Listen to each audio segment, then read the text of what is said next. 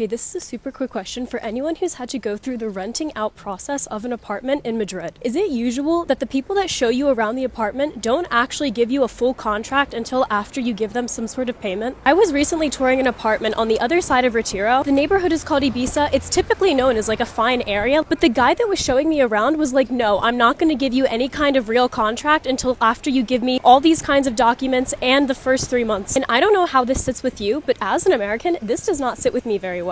Because the way that I've always been used to things being done is you can ask as many questions as you want and get all the answers you want before you give any kind of personal information, and you're not necessarily contracted to do anything. So for example, I could be touring an apartment, ask them 1,000,001 questions, and still there's no obligation for me to buy. But apparently things are done a bit differently out here in Spain, because the guy looked at me like I was the weird one when I was like, hi, can I please have some form of contract before I actually pay for this? He was like, why?